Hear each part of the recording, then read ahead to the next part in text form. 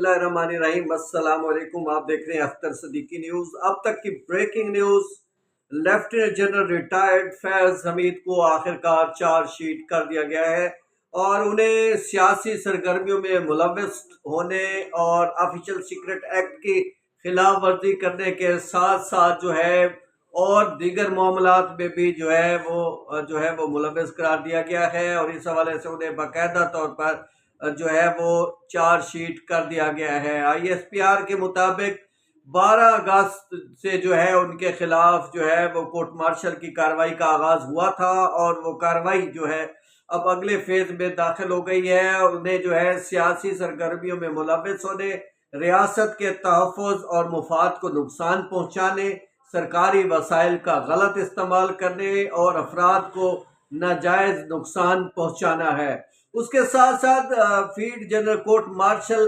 के अमल के दौरान मुल्क में इंतशार और बदअमनी से मुतल्लिक पुरतशद्दुद वाक़यात में भी फैज़ हमीद से मुतल्लिक मुलव्वस होने के हवाले से भी जो है वो तहकीकात जो है वो उस पर अलग से तफ्तीश हो रही है और इन पुरतशद्दुद और बदअमनी के मुतअद्दिद वाक़यात में 9 मई से जुड़े वाक़यात भी शामिल हैं जिनकी जो है वो तफ्तीश जारी है और इस हवाले से बाज़ सियासी मज़मूम अनासर के इसकी जो है इसमें मिली भगत भी शामिल है और साथ साथ आईएसपीआर ने ये भी कहा है कि उन्हें जो है वो पूरी तरह कानूनी जो उन फैसिलिटीज़ हैं, जो उनका कानूनी हकूक़ हैं, वो भी पूरे किए जा रहे हैं। लो जी, ये तो हो गई धमाका केस खबर और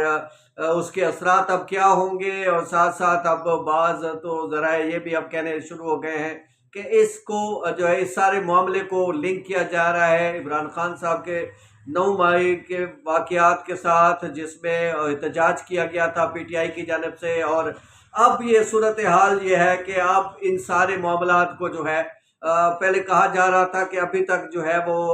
फैज़ हमीद के खिलाफ कार्रवाई नहीं हो रही और क्या पता नहीं उनके खिलाफ कार्रवाई होगी भी सही कि नहीं। अब बाकायदा उनके खिलाफ ना सिर्फ जो है वो कार्रवाई का आगाज कर दिया गया है बल्कि ये उन्हें बाकायदा तौर पर एक लिहाज से अब अगर हम कहें कि उन पर फर्द जुर्म आयद कर दी गई है, उन्हें चार्जशीट कर दिया गया है और चार्जशीट होने के बाद अब अगली कार्रवाई जो है वो शुरू होगी और कोर्ट मार्शल की कार्रवाई के दौरान उन्हें जो है दिफा का पूरा पूरा मौका भी दिया जाएगा और वो अपने किसी भी लायर के ज़रिए जो है वो तहफ़्फ़ुज़ के लिए जो है वो इक़दाम कर सकेंगे और ये बड़ी खबर है जिसमें उन्हें एक तो सियासी मामलात में मुदाखलत की वजह से जो है वो चार्जशीट किया गया है, उसके साथ साथ ऑफिशियल सीक्रेट एक्ट के तहत भी उनको जो है वो उसमें भी जो है मुबैना तौर पर मुलव्वस करार दिया गया है। ऑफिशियल सीक्रेट एक्ट आपको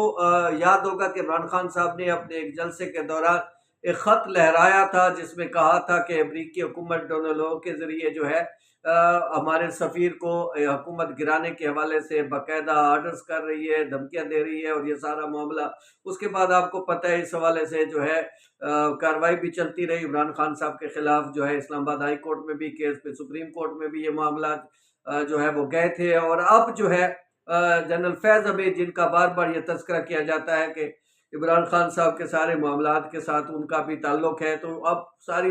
गुत्थियाँ आगे जाके क्या सुलझती है और क्या सूरत हाल बनती है। मगर फिल वक्त जो बड़ी खबर यही है कि जो है जनरल रिटायर्ड फैज़ हमीद को बाकायदा तौर पर चार्जशीट कर दिया गया है और उसके साथ साथ मैंने आपको पहले भी बताया है कि उन्हें जो है रियासत के तहफ़्फ़ुज़ को नुकसान पहुँचाने और मुल्की मुफाद को नुकसान पहुँचाने, सरकारी वसाइल का जो है